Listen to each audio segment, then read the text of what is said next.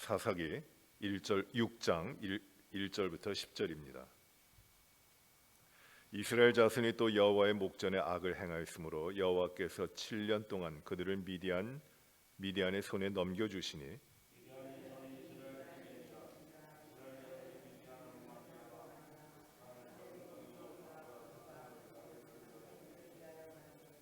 이스라엘이 파종한 때면 미디안과 아말렉과 동방 사람들이 치러 올라와서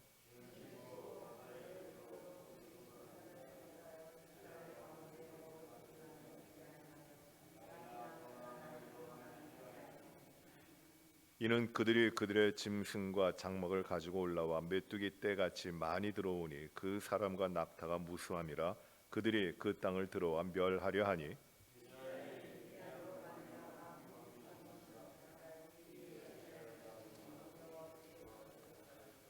이스라엘 자손이 미디안으로 말미암아 여호와께 부르짖었으므로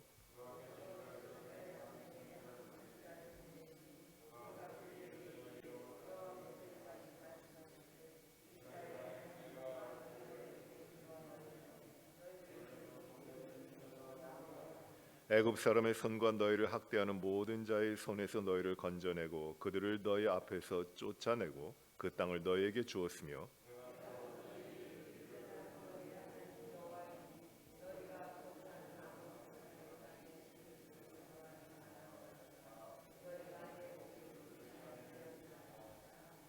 아멘. 사사기에는 대략 12명의 사사와 그의 사역이 언급되고 있는데 오늘 우리가 말씀으로 보시게 되는 6장 이후부터 말씀으로 나타나는 기드온이라고 하는 사사는 5번째 사사가 됩니다. 첫 번째 사사가 온니엘, 그리고 에훗, 세 번째가 삼갈, 네 번째가 드보라, 바락, 그리고 이어서 나오는 이제 기드온이라고 하는 사사입니다. 어떤 사사에 대한 기록과 언급은 길게 나와 있고 어떤 사사에 대해서는 아주 짧게 그 이름 정도만 언제 또 어떻게 사역했느냐보다도 그냥 그 어떤 그 민족에게서 이스라엘 백성을 구원하였다 그렇게만 간단하게 나와 있는 사사도 있습니다. 오늘부터 우리가 묵상하게 될 이 5번째 사사인 이 기드온에 대해서는 아주 자세하게 긴 기록으로 우리에게 전해주고 있습니다. 기드온 시대에 어려움이 있습니다. 그 어려움은 이제 하나님께서 드보라와 바락을 통하여 이스라엘 땅에 그 압제를 피하게 하시고 승리하게 하시고 그리고 화평을 주시고 평안을 주셨는데 그로 한 40년밖에 지나지 않았지만 또 하나님을 이스라엘 백성들이 떠나게 됩니다. 그리하여 그 하나님을 배반하고 떠난 이스라엘 백성들에게 하나님께서 미디안이라고 하는 그 큰 사람들이 많은 민족입니다. 그 미디안을 보내셔서 이제 이스라엘 백성들을 징계하시고 그 어려움을 당하게 하시는 그 말씀입니다. 이제 기드온을 그 미디안의 침략과 압제 가운데 기드온을 세우셔서 그 승리하게 하시는 그 기록을 이제 나타내 보여주고 있습니다. 미디안은 아브라함의 후처였던 사라의 자손이 아니라 아브라함의 후처였던 그드라의 아들입니다. 아브라함의 자손이긴 하지만 서자입니다. 그드라가 낳은 아들 가운데 미디안이 있는데 미디안이 이제 아브라함에 의해서 그 이삭이 이제 아브라함의 뒤를 이어 장자로서 이제 그 유업을 받고 그리고 다른 서자들은 동쪽으로 보내는데 그때 동쪽으로 가는 그 아브라함의 자손 가운데 이 미디안이 있습니다. 그래서 동쪽으로 가서 거기서 큰 민족을 이루게 되는데 대략 그 지역이 어디냐면 모압 자손이 살던 그 사해 동쪽 요단강을 건너 사해 오늘날로 치면은 그 요르단의 남쪽입니다. 그 광야지대고 사막지대인데 그 모압이 살던 곳보다 더 남쪽입니다. 그래 아라비아 반도에 이르는 곳이에요. 거기에 퍼져 살아갔던 이 민족들이 그 종족이 이 미디안입니다. 이 미디안이 그 아라비아 쪽에 걸쳐 살았는데 그 미디안과 이스라엘 백성들은 관계가 많아요. 모세가 이제 애굽에서 나와서 그 광야에 들어가 살게 되는데 누구네 집에 들어가 살아가게 되느냐면 이제 그 미디안 제사장이었던 이드로의 집에 들어가 살게 됩니다. 그의 사위가 되잖아요. 그 이드로가 어디 사람이냐면 미디안 사람이에요. 이 아라비아 반도에 있는 사람입니다. 그리고 이 창세기에 나오는 그 요셉이 형들에게 배반을 당하고 버려지고 이제 이스마엘 상인들에게 팔려지는데 이스마엘 상인들이 누구냐면 이 미디안 사람들이에요. 그래서 미디안 사람들 이스마엘 상인이라고 이렇게 나옵니다. 그러니 이 미디안 사람들은 이스라엘 백성들과 주변에 있으면서 오랫동안 같은 그 이웃을 하면서 이렇게 살아왔던 사람들 가운데 하나입니다. 드보라 사사 이후에 이스라엘 백성들이 평안함을 누리게 되지만은 그 평안함을 누렸던 것이 자신들의 힘이 아닌 하나님이 구원해 주셔서 사사를 통해 구원해 주심으로 평안함을 누립니다.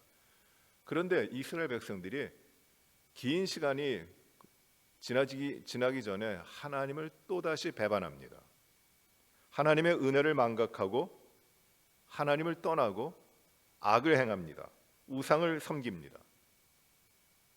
하나님은 이번에는 그 남쪽에 있는 미디안을 불러서 미디안과 아말렉 족속과 동방에 있는 족속들을 큰 무리들을 불러가지고 이제 이스라엘 백성들을 치게 합니다. 미디안의 손에 악을 행하는 하나님의 백성이지만 악을 행하는 이스라엘 백성들을 미디안의 손에 붙이신 것이에요.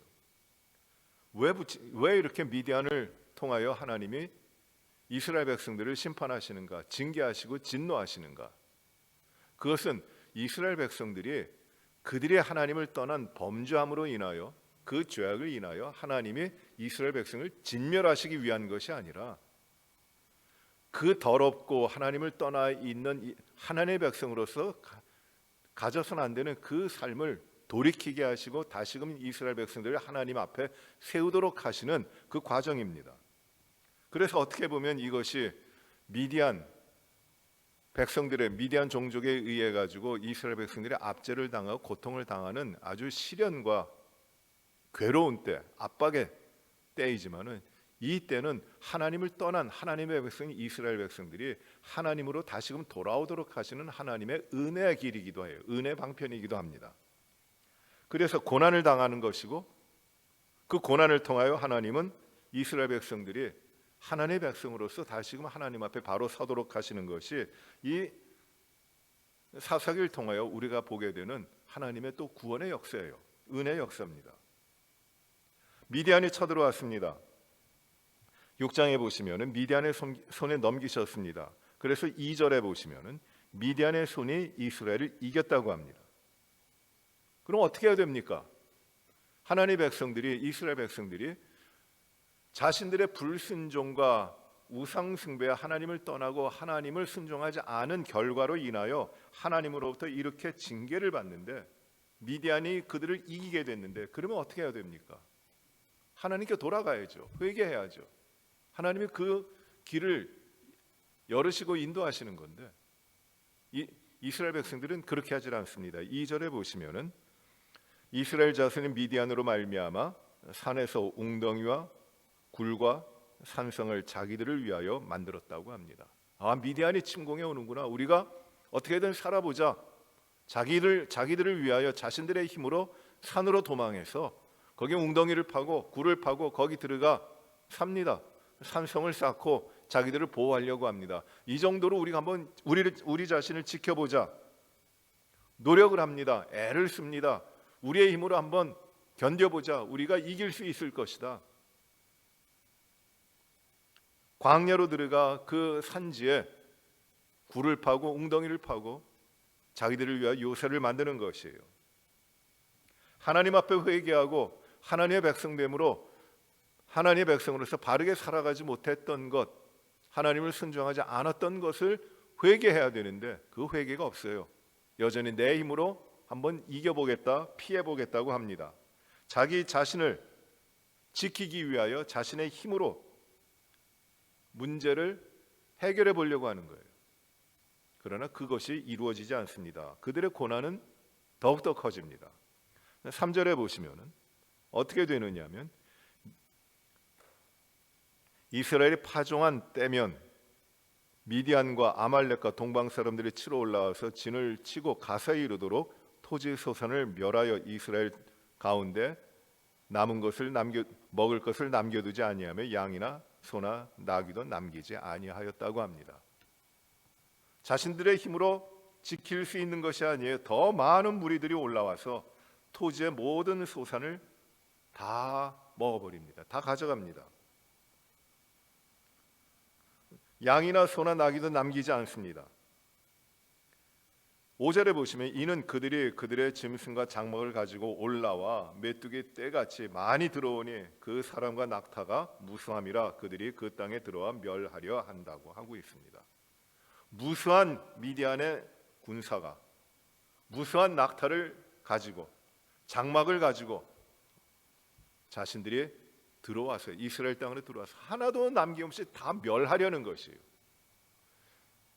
이 어려운 가운데 우리가 이렇게 한번 피해보자, 그러면 살 길이 있을 것이다 했는데 자신들의 힘으로 피하려고 하고 그 문제를 해결하려고 했던 이스라엘 백성들은 오히려 더 그 미디안의 침략으로 인하여 이제 살 길이 없어지는 것이에요. 다 빼앗깁니다. 죽게 됐습니다.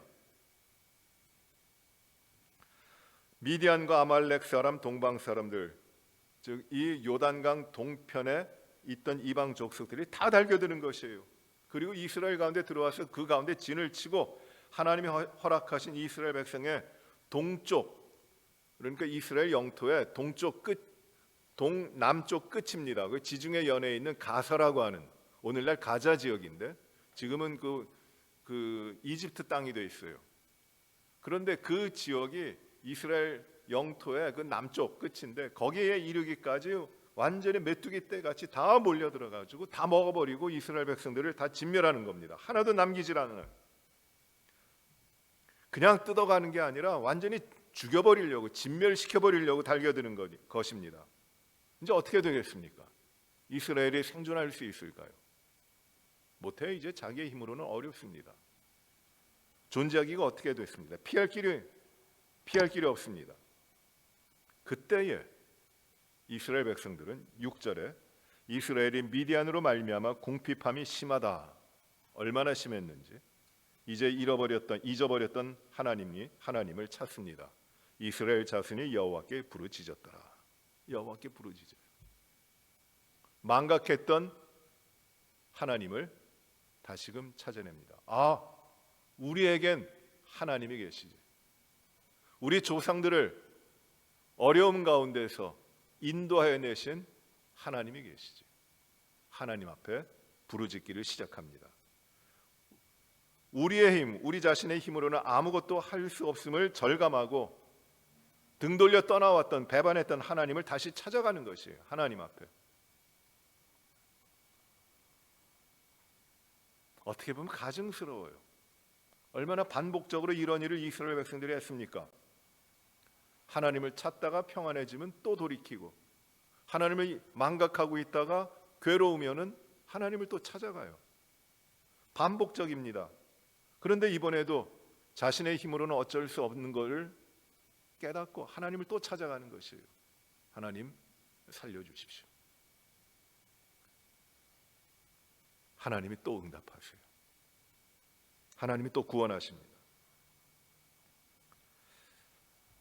여러분, 이게 지금부터 한 3,500년 전에 이스라엘 백성들 가운데 일어났던, 아주 옛날에 일어났던 그 사건을 기록하고 있는 것입니다만, 그러나 이것이 그때의 이스라엘 백성들만의 삶이 아니에요. 우리가 그래요. 하나님의 백성으로 온전히 하나님을 바라보며 하나님을 순종하며 하나님 말씀대로, 하나님의 뜻대로 살아야 되는데, 그런 줄 알면서도 우리는 세상의 여러 가지 것들을 통하여 우리의 힘으로 한번 살아보려고, 우리의 뜻대로 한번 해보려고 계속 하나님을 떠납니다. 그리고 하나님을 떠난 삶의 괴로움과 어려움과 시련과 고통이 닥치면 그때 또 하나님을 잊어버렸던 하나님, 망각했던 하나님, 저 뒤로 밀어버렸던, 아무 가치 없이 밀어버렸던 하나님을 찾아요. 하나님, 죽게 됐습니다. 어떻게 좀 구해주세요. 또 하나님을 찾아요. 그렇게 한 번만 그러는 것이 아니에요. 그렇게 하나님이 또 구원해 주셔가지고 하나님 붙들어 주셔서 평안해지면은 그렇게 살다가 또 자기의 힘대로 살아요. 하나님을 떠나 삽니다. 그걸 반복해요. 이게 바로 우리들의 삶이에요. 그 삶이 지금 적나라하게 나와 있는 겁니다. 아, 이스라엘 백성들 참 못됐다. 이스라엘 백성들 저렇게 간사하냐? 여러분, 그게 아니에요. 물론 간사하죠. 못됐죠. 하나님을 지키지 못했던, 그 신실하지 못했던 이스라엘 백성들이 어떻게 하나님의 복을 받을 수 있겠습니까? 정말 좋지 않아요. 그게 우리들의 모습이에요. 인간의, 우리 사람들의, 우리 죄인들의 정난하는 모습입니다. 그런데 이 사사기의 말씀을 통하여 하나님께서 정말 궁극적으로 보여주실, 깨닫게 하시는 것이 무엇이냐면, 그럼에도 불구하고 하나님이 하나님의 백성들에게 구원하시는 은혜를 주신다는 것이에요. 항상 구원해 주신다는 것이에요. 그들이 진멸되지 아니하도록 하나님께서는 오늘도 그 이스라엘 백성들, 하나님의 백성들을 구원해 주신다는 것이에요. 하나님의 은혜가 날마다 새로우니 우리가 진멸되지 않도록 하나님의 백성으로 살아가도록 하시는 것이, 이게 메시지예요.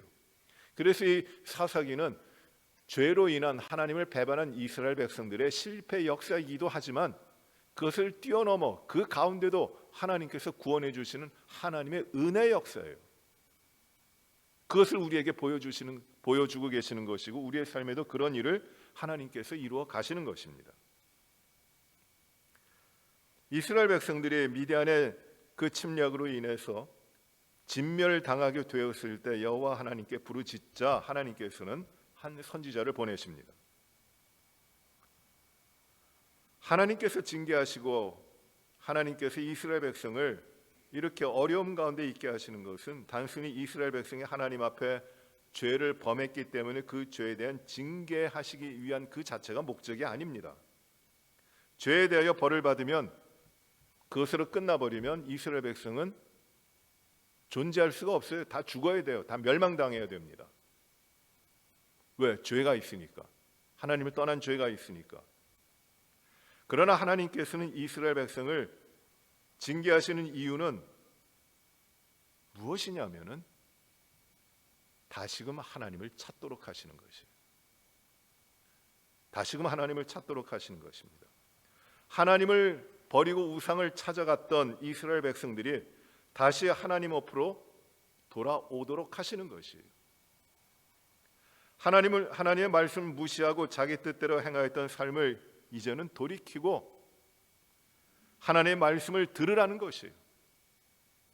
그렇게 불러 세워주시는 것입니다. 이것이 하나님의 징계의 목적이에요. 하나님이 이스라엘 백성들의 죄악과 하나님을 떠난 그 불순종에 대하여 하나님이 징계하시고 하나님이 분노하시고 하나님이 채찍질을 가하시는 그 이유는 이스라엘 백성들을 죄인, 그 죄를 징계하시기 위하여 이스라엘 백성들을 죽이려 하시는 것이 아니에요. 없애버리려 하시는 것이 아니에요. 이 고난, 이 어려움을 통하여 하나님을 찾게 하시고 하나님을 그들의 삶의 주인으로 모시게 하시고 하나님의 뜻에 따라 하나님의 뜻대로 하나님 말씀대로 살아가는 하나님의 백성으로 다시금 세우시고자 하시는 것이에요. 8절 하반절부터 10절까지 보시면은 이렇게 말씀합니다. 그가, 이 선지자를 하나님이 하나 세우셨어요.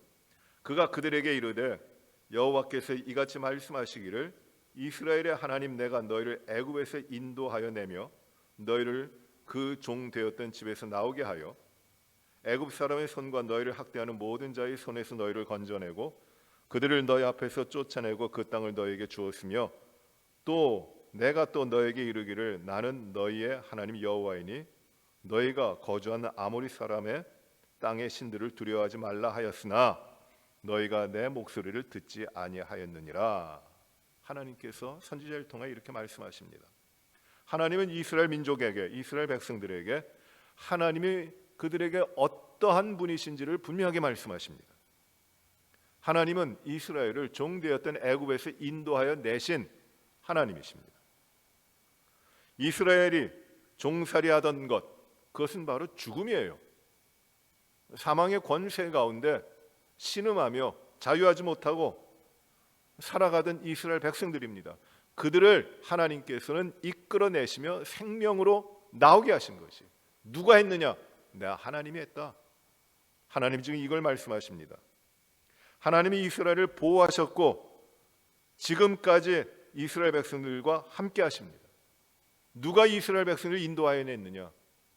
하나님, 내가 하지 않았느냐? 대적자들을 물리치고, 수많은 대적자들을 물리치고 땅을 차지하게 하셨는데 누가 했느냐? 하나님이 하신 것이에요. 여러분, 이스라엘 백성에게 하나님이 땅을 나눠주시죠. 가나안 땅을 이스라엘 백성들에게 나눠주시는데 어떻게 나눠주십니까? 분배해 주시죠.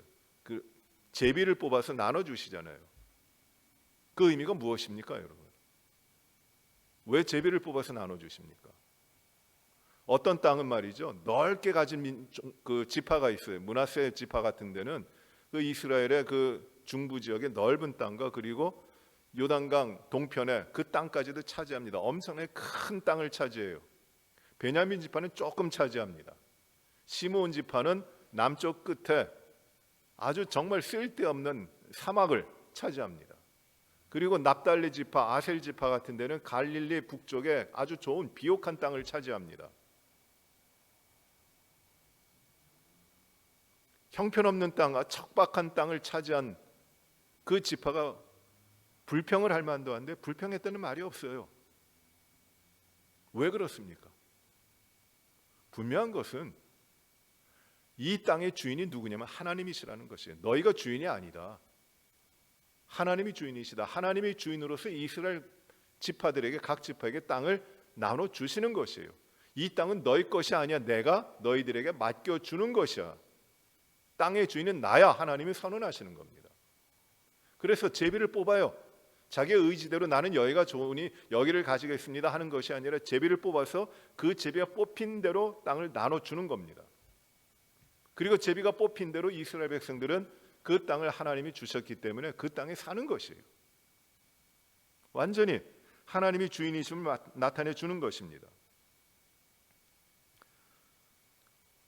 가나안 땅이, 하나님이 주시는 가나안 땅이 약속의 땅인데 그 땅이 좋은 땅이 결코 아닙니다. 척박한 땅이 대부분입니다. 그런데 왜 하나님께서는 그 땅을 젖과 꿀이 흐르는 약속의 땅으로 말씀하고 계실까요? 가나안 땅에 과연 젖과 꿀이 흐릅니까? 요단강을 건너서 이제 사해를 끼고 요단강을 건너서 이스라엘 백성들이 길갈 평야로 들어오는데 정말 보잘것없는 척박한 땅입니다. 마주 보이는 이 여리고 성이 있고 우리 주님이 시험 당하신 그 시험산들이 병풍처럼 이렇게 둘러져 있는데 거기는 대추야자나무 몇 그루 있고 그 당시에 보잘것없는 아무것도 없는 땅이에요. 물이 거의 없어요. 그런데 그 땅이 과연 약속의 땅입니까? 젖과 꿀이 흐르는 땅입니까? 이 약속의 땅은 젖과 꿀이 그 가운데 나기 때문에 좋은 땅이라는 말이 아닙니다. 가나안에 내가 주는 그 땅에 들어가면 너희가 나를 공경하고 나를 의지하고 내 말과 내 뜻에 순종하는 나의 백성에게 그 척박한 땅이지만 내가 거기서 먹을 것과 마실 것과 모든 것을 공급해 줄 것이다. 이 땅의 소산이 너의 것이 될 것이다. 너희가 씨 뿌리지 않은 것, 너희가 농사 짓지 않은 것이 너희 것이 될 것이다. 누가 주는? 내가 다 준다라는 것이에요. 많은 민족들이 그 가운데 살아가지만 누가 그 전쟁에서 승리하느냐? 내가 할 것이다. 그러니 너희는 할 것 없다. 나를 따라오라. 그래서 하나님이 주시는 땅, 하나님이 공급하시는 그 모든 것을 받고 하나님 앞에서 평안하고 형통하게 하나님의 백성으로 살아가는 그곳이 되기 때문에 하나님이 계시기 때문에 그곳이 약속의 땅, 젖과 꿀이 흐르는 땅이 되는 것이에요. 그러니 이스라엘 백성들이 가나안 땅에 들어가면은 무엇을 해야 됩니까? 어떤 삶을 살아야 됩니까? 하나님만을 공경하며 하나님만을 순종하는 삶을 살아야 되는 것이에요. 이 사사기는 제가 말씀을 보면서 이 사사기는 사사기 1장에서 시작하는 것이 아니에요. 여호수아로 갑니다. 여호수아 1장에 가면은 모세가 죽고 하나님께서 이 가나안 땅을 이 여호수아를 통해 주시겠다고 하는 약속을 주시는데 어디로 가든지 내가 밟는 곳을 모두 다 내가 하나님께서 여호수아에게 주리라고 말씀하세요. 그 땅이 어디냐면 가나안 땅이에요. 그러니 너는 무엇을 해야 되느냐? 강하고 담대하고 두려워하지 말고 오직 여호와의 율법을 즐거워하여 주야로 그 말씀을 묵상하고 그것을 지켜라. 그거예요. 그리하면 내 길이 평탄할 것이다. 내가 형통할 것이다. 내 앞에 대적이 없을 것이다. 내가 승리할 것이다. 하나님이 하시는 말씀이에요. 이게 가나안 땅을 정복해 나가는 하나님의 방법이에요. 하나님의 원칙이에요. 다른 것 할 거 없는 것이에요. 그런데 이스라엘 백성들이 가나안 땅에 들어가서 가나안 땅의 것들을 보고 마음을 빼앗겨 버려요.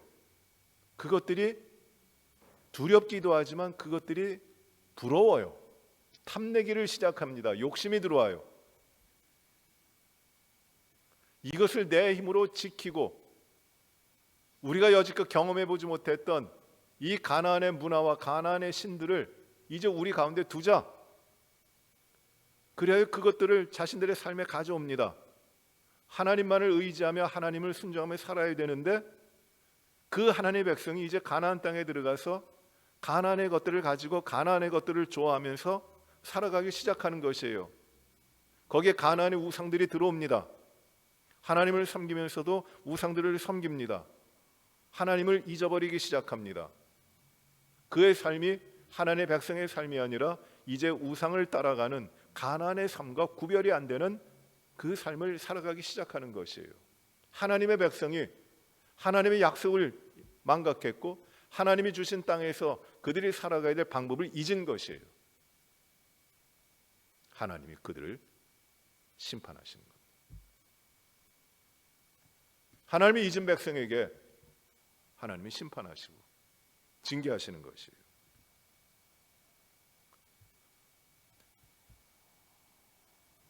이스라엘 백성이 가나안에 들어가서 이 가나안에 있는 종족들을 두려워합니다. 야레라는 말을 썼는데 이 말은 두 가지 이중적인 의미예요. 경외하다라는 말도 있고 두려워하다라는 말이 있어요.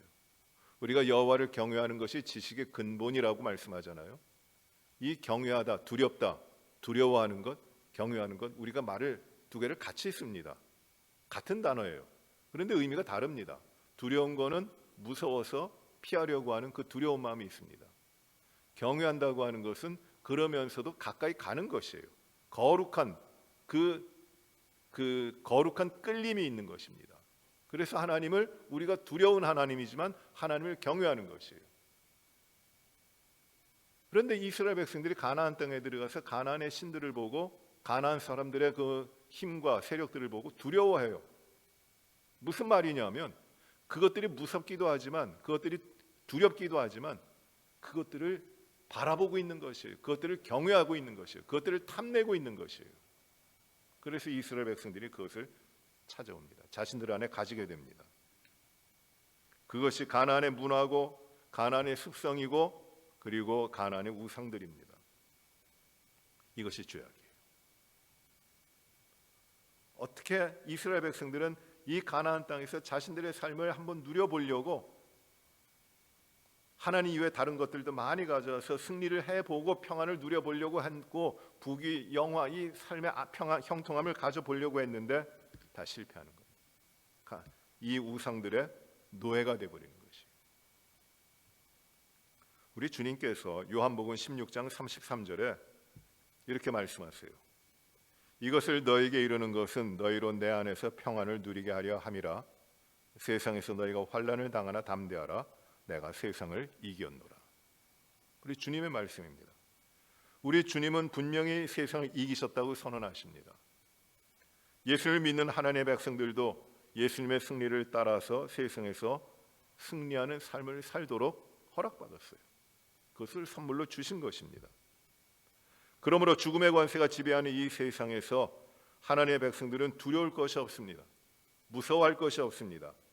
주님이 세상을 이기시고 그 승리를 주님의 백성들에게 주셨기 때문에 세상의 일들이, 우리가 살아가고 있는 세상의 권세와 세상의 것들이 아무리 강력하고 아무리 세다 할지라도 그 모든 것을 이기신 하나님이 우리 앞서 가시기 때문에 이 세상을 두려워할 일도 없고 이 세상을 부러워하며 거기 빠져들 일도 없는 것이에요. 주님께서 이렇게 말씀하십니다. 담대하라, 내가 세상을 이겼노라. 이게 주님을 따라가는 백성들의 삶입니다. 그런데 우리는 하나님의 백성으로서 이스라엘 백성들과 마찬가지로 이 땅에서 세상을 두려워하며 그리고 여전히 세상을 부러워하며 살아갑니다. 부러워한다는 것과 두려워한다는 것이 서로 용납되지 않는 이율 배반적인 것 같지만 아니에요. 우리들의 삶에 이 두 가지가 다 들어와요. 그래서 하나님이 우리에게 주신 승리를 망각하고 패배자처럼 살아갑니다. 주님보다 세상에 더 관심이 많고 세상 일에 대한 염려 때문에 어찌 우리의 삶이 무거워져요. 세상의 일이 어렵고 잘 풀리지 않으면 불행하다고 합니다. 세상 일이 힘들어질까 봐 두려워합니다. 이 세상의 가치의 기준이 되고 있는 돈에 대해서 두려움을 가지고 이 돈을 부러워합니다.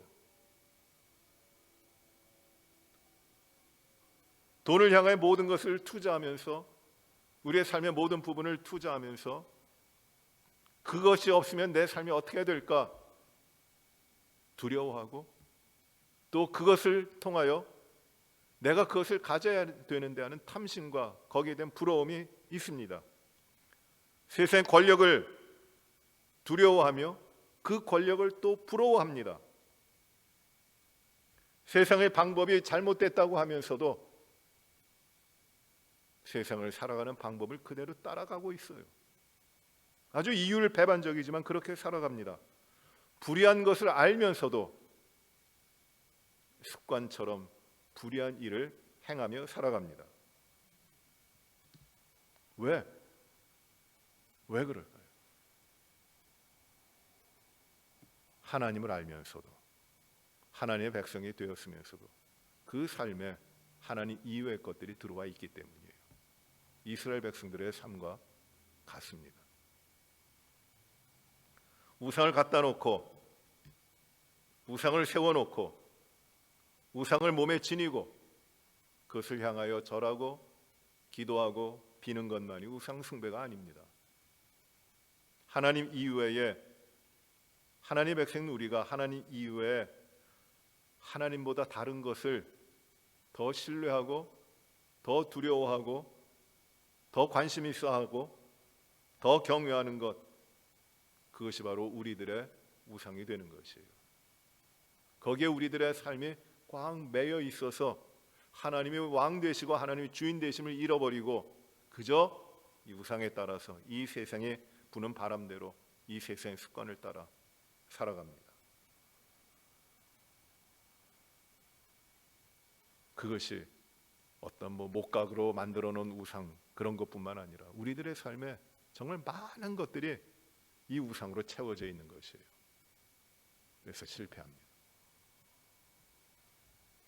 하나님을 떠나는 우상 숭배, 그것이 신앙의 형태로 종교적인 형태로 나타나든지 우리에게 있는 이기적인 탐욕으로 나타나든지 사회적인 습관으로 나타나든지 이 모든 것은 하나님 이외에 마음을 두는 모든 것, 그것은 하나님을 떠나게 하는 것입니다. 이걸 이겨야 됩니다.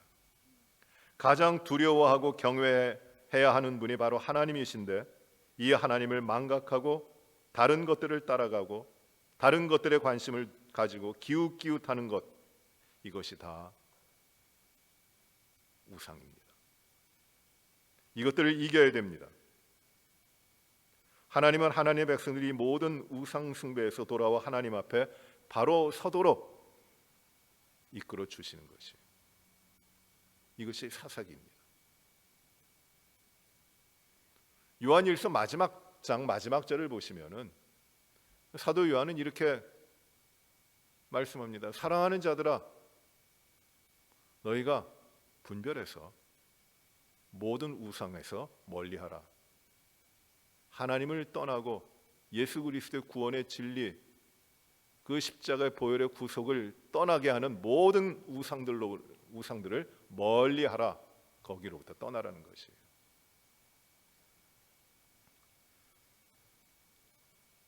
잠언 3장 5절과 6절에서 이 말씀을 하십니다. 너는 마음을 다하여 여호와를 신뢰하고 내 명철을 의지하지 말라.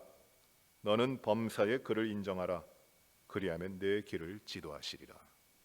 하나님을 하나님으로 인정하고 순종하십시오. 내가 하나님을 인정한다고 하나님이 하나님 되시는 거 아니에요. 하나님은 하나님이십니다. 그가 나의 삶의 주인이시고 모든 것입니다. 그 안에 생명이 있고 그 안에 진리가 있고 모든 가치가 하나님 안에 있어요. 우리가 사는 이유가 하나님이고 우리가 죽을 수 있는 이유도 하나님이고 오늘 우리가 호흡하며 존재하는 이유도 하나님이십니다. 그 하나님이 우리의 하나님이다. 그것을 받아들이고 믿고 내 삶의 하나님으로부터 이루어졌음을 고백하며 하나님을 인정하는 것이에요. 그러면 하나님이 어떻게 하신다고 하십니까? 내 길을 인도하시리라.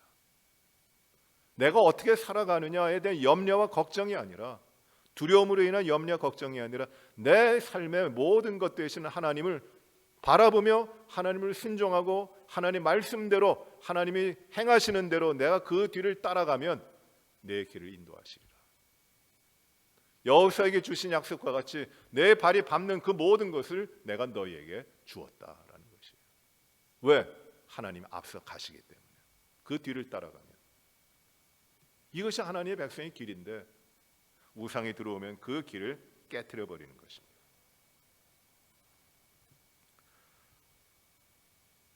우리 주님을 능가하는 이 땅에 진리는 없습니다. 주님보다 뛰어난 사상도 없습니다. 주님보다 높은 가치관도 없습니다.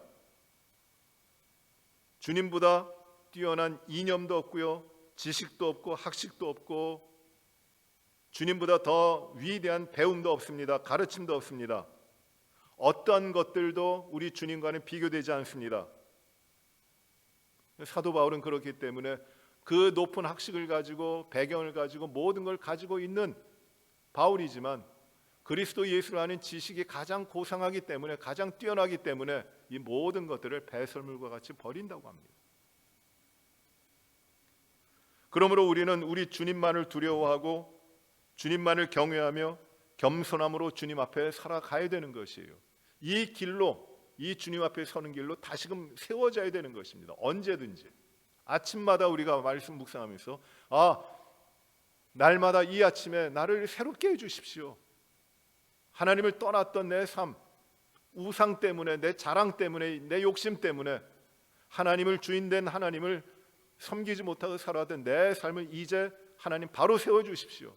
온전히 하나님만을 의지하며 살아가도록, 주님과 함께 믿음의 삶을 살아가도록, 믿고 하나님을 믿고 살아가도록, 신뢰하며 살아가도록 인도해 주십시오. 이 사사기의 역사가 우리 가운데 날마다 일어나야 되는 것이에요. 이것이 하나님의 백성들이 누려야 되는 축복입니다. 내가 구원을 내 뜻대로 내가 만들어낼 수 없었던 것과 마찬가지로 이 구원받은 자의 삶을 내 뜻대로 내 힘으로 이루어가지 못합니다. 인간의 한계예요. 별 수 없는 인간들이에요. 사사기에서는 이 모습을 너무 적나라하게 보여주는 겁니다. 우리가 하나님 앞에 이 믿음대로 날마다 신실하게 서 있지 못하기 때문에 우리는 날마다 넘어지고 우리는 날마다 죄를 짓지만 하나님 나를 세우시고 하나님 앞에 온전하게 하나님을 신뢰하며 하나님을 따르는 백성으로 세워 살아가게 하여 주시옵소서. 이 간구를 우리가 드리게 되는 것입니다. 사랑하는 성도 여러분,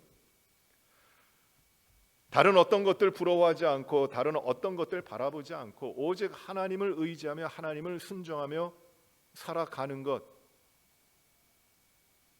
이것이 하나님의 백성들의 삶이죠.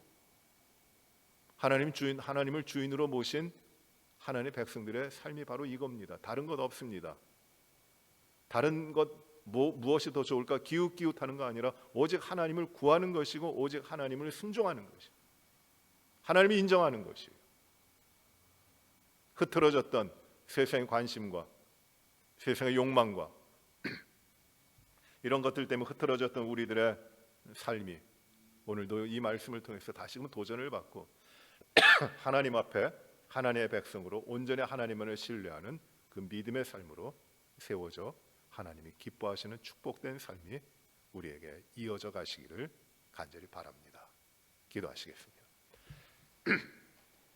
하나님 아버지, 우리 주님을 이기고 우리 주님보다 위대한 어떠한 신도 없고 어떠한 가치도 없고 어떠한 이념이나 사상이 없는 걸 저희가 고백합니다. 만왕의 왕 만주의 주이신 주님, 세상을 이기시고 참된 승리의 삶을 하나님의 자녀들에게 선물로 주시는 우리 주님, 하나님의 백성이 온전히 하나님만 바라보며 하나님께 순종해야 되는데 이기적인 생각과 세상의 습관과 욕심을 따라 하나님을 망각하고 내 힘으로 내 뜻대로 세상의 도움을 받아 살아보려고 했던 얼마나 어리석은 일들이 참 많이 있었습니까?